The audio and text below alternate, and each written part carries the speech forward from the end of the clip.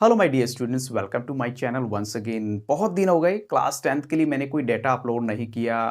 Class 11 12th में बहुत busy था, उसके बाद छोटी क्लासेस में भी थोड़ा सा। लेकिन अब मुझे लगा कि वो टाइम आ चुका है जब मुझे आपकी पूरे टाइम पर हेल्प करनी चाहिए। वाइवा कुछ स्कूल्स में हो चुका है, कुछ स्कूल्स में होने वाला है, और आज जो मेरी वीडियो का टॉपिक है वो क्लास 10th के लिए वाइवा है। अगर आपका नेशनलिज्म ऑन इंडिया पर कुछ important questions, viva based questions इन्हें कह सकते हैं, प्रैक्टिकल बेस्ड क्वेश्चंस भी बोल सकते हैं आप इन्हें, और इनकी वेटेज रहती है ऑलमोस्ट 5 मार्क्स की। अगर आपकी इंटरनल असेसमेंट की भी देखें 5 मार्क्स है, नोटबुक चेकिंग 5 मार्क्स है, अटेंडेंस 5 मार्क्स है, तो ये भी जो है 5 मार्क्स आपको दे देंगे। तो यहाँ पर जो क्वेश्चन इंपॉर्टेंट हो सकते हैं वो तो मैं आपके साथ डिस्कस करूंगा ही, साथ में ये भी कहूंगा कि आप इस वीडियो की डिस्क्रिप्शन बॉक्स को देखना मत भूलिएगा, वहां पर आपको कुछ और लिंक्स मिलेंगे। और अपने ओपिनियन भी बताना मत भूलिएगा। अगर आपको लगता है कि कुछ टॉपिक्स अभी भी आपके अनटेस्ट हैं, कहीं से आपको मटेरियल अवेलेबल नहीं हो पाया या कुछ समझ में नहीं आया, आप फ्री माइंड होकर मुझे बता सकते हैं कमेंट सेक्शन में। तो यहाँ फर्स्ट क्वेश्चन देखते हैं। आपको अगर पूछा जाता है कि गांधी जी अफ्रीका से वापस कब आए थे, तो आपको वहां रिप्लाई क्या देना है? 1915। डायरेक्ट आप बोलेंगे 1915 में। सेकंड क्वेश्चन अगर आपसे पूछा जाए कि साइमन कमीशन इंडिया कब आया, आप स्क्रीन पर देख सकते हैं, ऑलरेडी वहां आंसर भी मेंशन है। तो यहां आपने बोला 1928। 1928 में साइमन कमीशन इंडिया में आता है। क्वेश्चन 3 है, डॉक्टर बी आर अंबेडकर उन्होंने कब इस्टेब्लिश किया था depressed classes association? Depressed classes association को किस साल इस्टेब्लिश किया था? तो यहां पर आपने क्या बोलना है? 1930। 1930 में किया था। अब आपसे अगर ये पूछ लिया जाए कि बेगार, बेगार क्या होती है? बेगार एक्चुअल में एक टर्म है जो आपकी क्लास 10th की बुक में यूज किया गया है। तो इसका मतलब क्या होता है, आपको डिस्क्रिप्शन देनी है इस वर्ड की। ये होती है labour that villagers were force to contribute without any payment. अब उनको काम करने के लिए बोला जाता था, लेकिन साथ में कंडीशन क्या होती थी कि पेमेंट नहीं मिलेगी आपको। तो बेगार कितनी बुरी चीज हो सकती है वो आप समझ सकते हैं। नेक्स्ट आपका है, गांधी जी ने सिविल डिसओबीडियंस कब लॉन्च किया था? यानी हम कहेंगे कि रीलॉन्च, दोबारा से कब उसको लॉन्च किया था सिविल डिसओबीडियंस को? तो यहां आपने जो रिप्लाई देना है वो है 1932।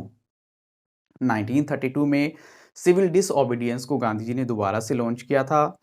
क्वेश्चन नेक्स्ट है आपका, the event that marked the beginning of civil disobedience movement was. जब पहले की अगर बात करें, ऐसा कौन सा मूवमेंट रहा होगा जब गांधी जी ने सिविल डिसओबीडियंस मूवमेंट की बिगिनिंग की? तो उन्होंने ऐसा क्या काम किया जिससे हमें लगा कि वाकई उन्होंने कोई कानून तोड़ा है? तो क्या था वो एक्चुअल में आपको समझ में आएगा, वॉयलेशन ऑफ सॉल्ट मार्च इन 1930। उन्होंने जो वो यात्रा की थी 1930 में, नमक बनाने के कानून की जो है तोड़ दिया उन्होंने। तो ये जो है थोड़ा सा पता लग जाता है कि वो ब्रिटिश अथॉरिटी से सेटिस्फाइड नहीं थे, इसलिए उन्होंने पब्लिक का साथ लिया और ये कानून जो है तोड़ डाला था, नमक कानून जो है। नेक्स्ट है आपका, बहुत इंपॉर्टेंट है कि FICCI यानी the federation of Indian chamber of commerce and industries, ये कब फॉर्म्ड हुई थी? The federation of Indian chamber of commerce and industry कब फॉर्म्ड हुई थी? तो यहां ऑलरेडी मैंने मेंशन किया हुआ है, यू कैन सी 1927 में। नेक्स्ट क्वेश्चन है, डॉक्टर बी आर अंबेडकर वो गांधी जी के साथ झगड़ पड़े थे, लड़ाई हो गई थी, कुछ इशू हुआ, और क्या इशू था वो एक्चुअली इशू था सेपरेट इलेक्टोरेट्स फॉर दलित्स। क्योंकि डॉक्टर बी आर अंबेडकर जो है दलित्स के बहुत फेवर करते थे। वो चाहते थे कि ये एक ऐसी क्लास है या ऐसी क्लास के लोग हैं जिनको पूछने वाला कोई भी नहीं है, और अगर इनके बारे में अब नहीं सोचा गया तो फिर कभी हो नहीं पाएगा। तो इसलिए कुछ ना कुछ ऐसा होना चाहिए ताकि इनको भी आगे बढ़ने का मौका मिले। क्योंकि हम लोग किस तरफ बढ़ रहे थे? इंडिपेंडेंस की तरफ बढ़ रहे थे। तो इंडिपेंडेंस के बाद ऐसे लोगों का क्या होता अगर इनकी तरफ बिल्कुल भी ध्यान ना दिया जाता? इसलिए वो हमेशा इनकी फेवर करते थे। नेक्स्ट आपका क्वेश्चन है, वंदे मातरम जो कि हिम है, हिम क्या होता है? एक भजन होता है। To the motherland was written by, उसको लिखने वाले कौन थे? तो बंकिम चंद्र चट्टोपाध्याय जो है, आपने वहां रिप्लाई देना है बंकिम चंद्र चट्टोपाध्याय, जिन्होंने ये किया था। वंदे मातरम एक हिम था जो मदरलैंड के लिए, भारत माँ के लिए। नेक्स्ट है, what was the Rowlatt Act? अगर आपसे ये पूछा जाए कि रोलेट एक्ट एक्चुअल में था क्या, तो आपको यहां पर डायरेक्ट आंसर देना है रोलेट एक्ट के बारे में, और क्या बोलेंगे कि ये एक ऐसा कानून था जो ब्रिटिशर्स ने बनाया था, और उसके तहत उन लोगों ने फोर्स किया था इंडियंस को। किस बात के लिए फोर्स किया था? उन्होंने किसी को भी अरेस्ट कर सकते थे किसी भी बात के लिए, कोई किसी से पूछने वाला नहीं था। यानी गवर्नमेंट के पास एक ऐसी अथॉरिटी थी और पुलिस के पास बहुत ज़्यादा पावर थी। जितने भी पॉलिटिकल एक्टिविटीज़ हैं उनको दबाने के लिए किसी के पास फ्रीडम नहीं रह गई थी, बहुत बड़ी प्रॉब्लम थी। और that allowed detention of political prisoners without trial for 2 years। बिना किसी ट्रायल के 2 साल के लिए उनको जेल में बंद कर देना बहुत बड़ी बात हो जाती है। क्योंकि आज की डेट में हम बात करते हैं अपने फंडामेंटल राइट्स की, अगर हमारे फंडामेंटल राइट्स ना हो तो हम कैसा फील करेंगे। तो सोचिए आप, वहां पर आपको बिना किसी ट्रायल के कोई कोर्ट में आपको नहीं लेके जाएगा, आपको बंद कर दिया जाएगा जेल में।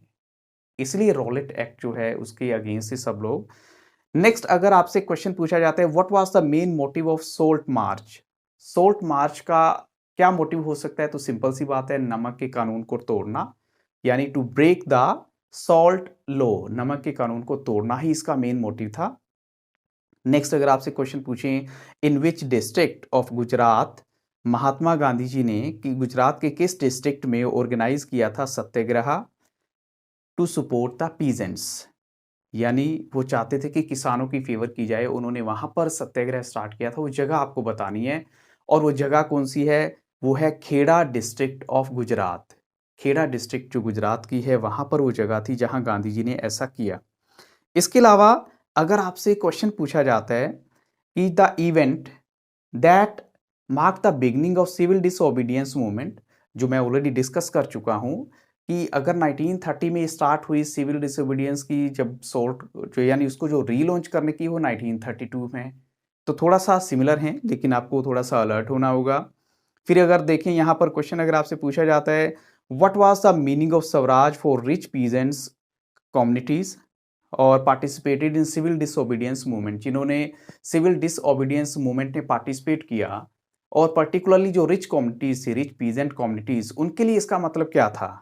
तो उनका था स्ट्रगल अगेंस्ट हाई रेवेन्यू। वो एक्चुअल में हाई रेवेन्यू के अगेंस्ट स्ट्रगल मान रहे थे, उनके अलावा इसके लिए उनके लिए कोई मतलब नहीं था। वो एक्चुअली किसी और पर्सपेक्टिव से फाइट कर रहे थे, लेकिन फाइनली वो एक भीड़ का एक हिस्सा थे और गांधी जी के साथ थे। फिर अगर आपसे क्वेश्चन पूछा जाए कि जो अवध किसान सभा है उसको हेड करने वाले कौन थे, उसको लीड करने वाले कौन थे, तो यहाँ पर हम कह सकते हैं जवाहरलाल नेहरू और बाबा रामचंद्र, साथ में कुछ और भी लोग थे जो उनके साथ इसको हेड करने में इन्वॉल्व थे। फिर एक नेक्स्ट क्वेश्चन है, जो नॉन कोऑपरेशन प्रोग्राम है it was adopted at the Congress session. Congress session में इसको अडॉप्ट किया गया था, कब? जो कहां पर हुआ था? तो कलकत्ता में 1920 में हम कहेंगे। और जो पीजेंट मूवमेंट है led by Baba Ramchandra of Awadh, उन्होंने किस चीज की डिमांड की थी? ये आपको अगर पूछ लिया जाता है कि उनका मेन मोटिव क्या था, उन्होंने क्या डिमांड रखी थी, तो यहाँ पर आप आंसर दे सकते हैं कि वो चाहते थे कि रेवेन्यू को रिड्यूस किया जाए, जो टैक्स लगाया गया उसको कम किया जाए, और बेकार नहीं होनी चाहिए। जो फोर्स करके आप ले जाते हो लोगों को और उनसे काम करवाते हो विदाउट पेमेंट, वो नहीं होना चाहिए। साथ में आप कह सकते हैं कि जो सोशल बॉयकॉट है ओप्रेसिव लैंडलॉर्ड्स का, वो होना चाहिए। जो ऐसे लैंडलॉर्ड्स हैं जो दूसरे लोगों को दबाते हैं, उनका सोशल बॉयकॉट होना चाहिए। So these were some of the very important questions. आप एक बार फिर से स्क्रीन को देख सकते हैं, और अगर आप चाहते हैं कि ऐसे ही कुछ और वीडियोस और साथ में ऐसे ही कुछ आपको लिंक्स मिले, तो आप मेरे इंस्टाग्राम अकाउंट पर जा सकते हैं, आपको इनके सॉल्यूशंस भी मिलेंगे, बहुत सारी और वीडियोस के लिंक्स मिल जाएंगे। इंस्टाग्राम का अकाउंट है, उसकी जो आपको नाम है वो है तरन_सर है, वो आप देख सकते हैं यहाँ पर। आपको वहाँ पर बहुत सारे वीडियोस मिलेंगे, इंग्लिश से रिलेटेड वीडियो भी मिलेंगे। So I hope so this video will help you a lot. So thank you very much and have a very nice day.